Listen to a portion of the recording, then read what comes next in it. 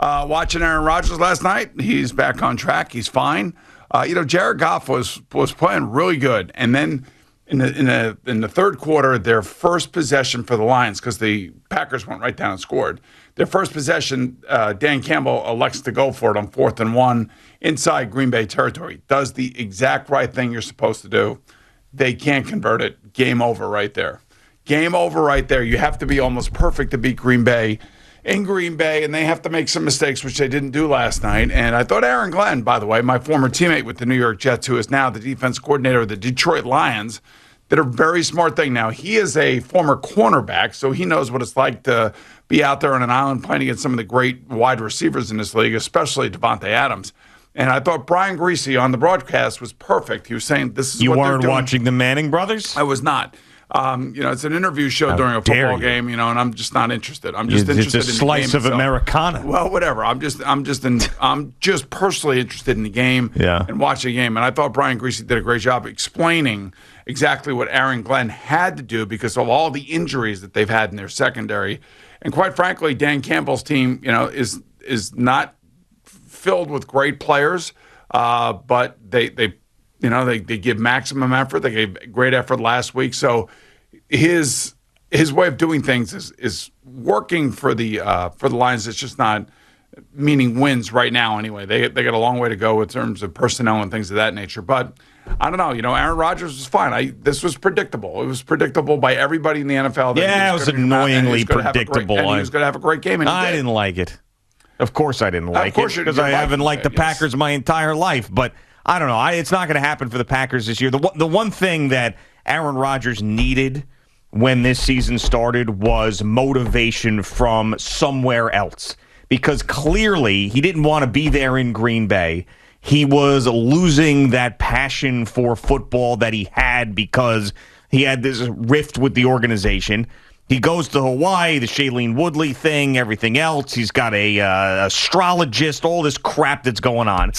And he did get his motivation after getting his ass kicked by the Saints. Well, they got their ass kicked by the Saints. Well, okay, but it's all about Aaron Rodgers. And their defense isn't that great. You understand what I'm talking about. Right. And it wasn't even from the performance. It was from the reaction to the performance. And now that has fueled his fire, and now he's going to probably play okay. But I still think, though, that it's not going to end well this year for them. This is going to be his last year there, and that's going to be that. But yeah, it was. I didn't want them to win last night. I wanted to be a full-blown mess in Green Bay. Well, it's not going to. And we didn't get it. We didn't get it at all. Well, they got a really good head coach.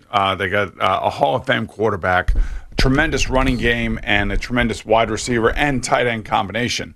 And quite frankly, they're going to have to win games like they did last night.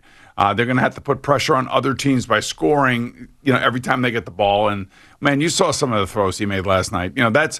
Jared Goff's a good player. He's a really good player. Aaron Rodgers is a Hall of Fame player. And when Aaron Rodgers is playing like he did last night, he only had 27 attempts, by the way.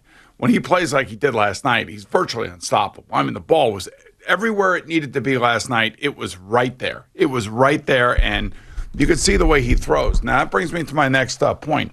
My next point is, I went back and I watched the entire tape of the Jets offense. I didn't want to watch the defense. I wanted to watch the offense. I wanted to see. Well, you were so the masochist or something? No, I'm not a masochist. I want to see what Zach Wilson's doing right and what he's doing wrong. And then I want to compare it to what Rob Saleh said about his quarterback after, yesterday's press conference. And I could see where Rob Saleh is coming from, believe it or not. Zach Wilson is a really good player, man. He could throw the crap out of the ball, and he is accurate. There are times where young quarterbacks are going to make really bad decisions, and we're going to have to live with it. And that's exactly where the Jets are right now because they don't have anybody behind him. He's the guy no matter what. He can go out there and throw 5 interceptions next week against Denver, and it's not going to matter. But what you are looking for, you're looking just for glimpses of ways that you could say, wow. First of all, Mike LaFleur called a pretty damn good game. It was just a decision-making by Zach Wilson that ended up costing them the game. And a few errant throws that all of a sudden the game turns. And because you're playing in an NFL game, that momentum is almost impossible to get it back when your quarterback is turning the ball over the way he is. So he had 2 really bad throws. He had the one underthrow that was picked off, and then he had the one overthrow that was picked off. The other ones, I mean, he had one go through the hands of Corey Davis, and he had one where if he was just a little bit more accurate to throw it on the back shoulder of Corey Davis, maybe that ball doesn't get tipped, and maybe that's not intercepted. And I know that's looking at the tape with rose-colored glasses. I understand that. Well, yeah, but it's giving him the benefit of the doubt because he's a rookie playing in his second game. I like the way they ran the ball. I like the way that their defense played, and it was one guy that really just had a completely off day and probably the worst day he's ever had playing the game of football. And the fact that you hear his teammates and his coaching staff say that he doesn't walk around with a scowl on his face, he doesn't have his head down, that's what a leader has to do. He's got to be positive at all times. He's got to show up to practice. He's got to lead by example, and he's got to take the slings and arrows that come with playing a poor game. Now, this week they go to Denver. It's not going to be much easier.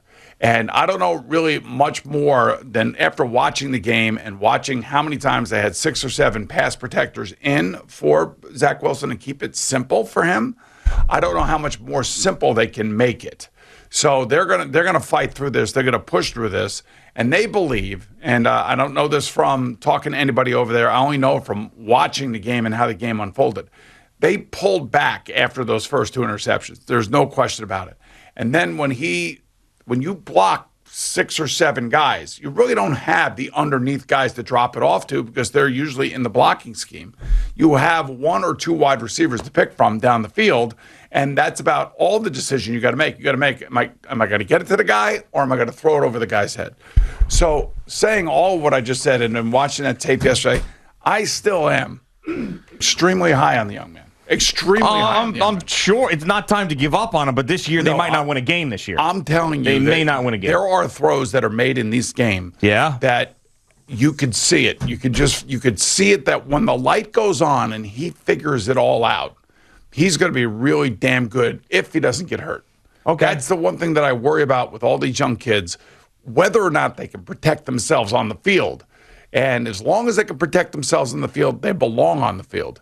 And I don't know that he's seeing everything that he needs to see right now. And that really, it hamstrings the play caller, it hamstrings the play designer, and it creates problems and indecisiveness within everybody within the locker room. Yeah, I guess the thing that I'm worried about after watching this game in week 2 is how ugly can it get? Like, we're all assuming that it's going to get better. I don't know if it's going to get better. I mean, and I'm not saying I'm giving up on him, but this year could get really, really ugly. And the other thing I'm concerned about, quite frankly, is, Mekhi Becton, who was a huge draft pick for Joe Douglas, came into camp this year out of shape, ends up getting hurt, and we're not going to see him for a while.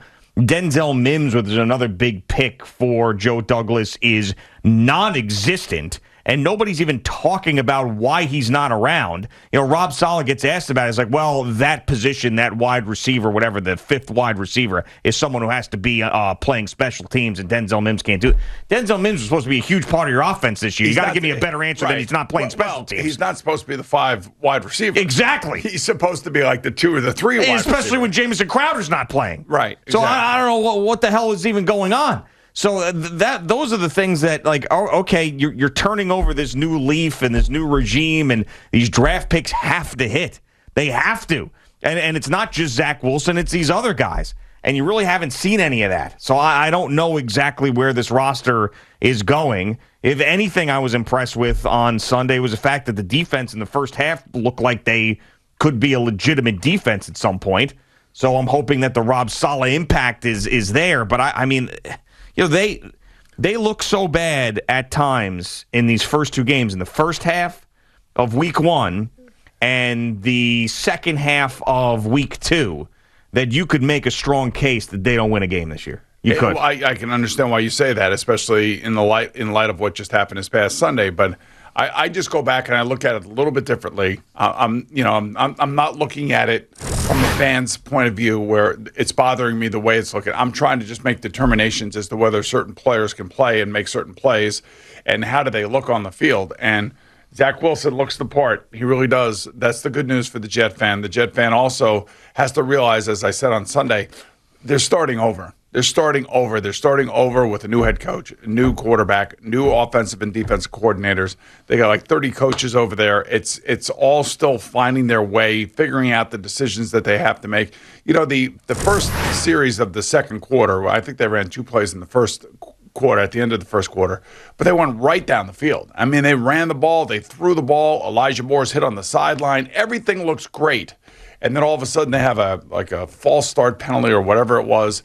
And it's just those little things that happen with a quarterback that's young, an offensive line that's not sure. And, you know, it's just a frustrating growing pains that you have in the NFL. But I will sit here and tell you, looking at that tape and then, you know, watching the tape from week 1, especially in the second half against Carolina, this kid can play, man. You know, you can't call easier plays than they're calling right now. Well, let me ask you, though, because you see Aaron Rodgers last night. Yeah. They got those 2 safeties back. They're running the ball. They're running the ball because they have one less guy in the box around the line of scrimmage. And that's exactly what they should be doing. And you have a Hall of Fame quarterback and an all-pro wide receiver, and you know they're getting frustrated, but they're doing what they need to do in order to win the game, and they're sticking with it, and they're not trying to force-feed anything. And then when the read comes where the opportunity is going to be there to stick one into the tight end really close down for a touchdown or to throw one to Devontae Adams down the sideline, they connect on those. They didn't have like 50 of those throws last night. They had about 2 or 3 of them, and every single one of them worked because Aaron Rodgers was on last night. And he sees things and he knows things, and you can't trick him. That's not who Zach Wilson is right now. But if you look at them and you watch the way they throw, man, they are really similar with the way that they throw the ball. I mean, I guess the question is, do you think at the end of this year we're going to be talking about Zach Wilson like people were talking about Justin Herbert last year? I hope, because that's what the Jet fan needs. As long as he doesn't get hurt. As long as he doesn't get hurt. But because that's really, you know, out of all these guys who have come through in these the last 3, meaning Daniel Jones, Sam Darnold, and Zach Wilson, too early with Zach Wilson. But you want to have people talk about your quarterback like the way people are talking about Kyler Murray, Justin Herbert. All right. I mean, you know, it took a while for Josh Allen, but that's what you want. And I know, like, it's not like the Chargers had a great season last year. They lost a lot of games. But you could tell. But you knew he was going to be really good. Right. You could, and I think you could tell with this kid too. I think he. I mean, you may with your expert eye, but this guy was. I mean, I'm telling you, I'm watching. Miserable in that game. Yeah, he had 2 really bad throws, and both of those throws were probably more decision based. The first interception was tipped. And if you go back... But didn't he throw it into traffic, and that's why I got tipped? But the reason he threw it into traffic is why? Because they only have 3 guys out in the pattern. And, you know, and also on that tip pass, there was a delayed blitz coming from the Patriots. He's got a guy right in his face. If he throws the ball to the right shoulder of Corey Davis, there's a potential for a reception. The second interception went right through Corey Davis's hands. The third was an underthrow, which was just a really bad thought. And then the fourth one was an overthrow. Yeah, the fourth was a pick I could throw in the NFL. Yeah, well, exactly. That's how bad it was. He's got to learn. He's just got to learn. But again, remember, if you look at their pass protection, look how many guys are in on the pass protection and how many guys are in the route. You know, and on the one that goes through Corey Davis's hands, I think he's got his tight end in the flat. He could have easily taken that. So that was a decision, you could also say, that ended up costing an interception. But I don't know. I'm telling you, I could see something in this kid. Okay, good. See it on the field. Good. I mean, because all I saw was a really, really bad game, and there's just hope. But I'm glad you saw something. He does not look nervous to me. Well, that is important. Like Sam Darnold still, even though he's had a couple of good games, he still looks like he's got the happy feet. Thank you for watching. Please like, comment, and subscribe. And don't forget to hit the red bell so you're notified when we have new content.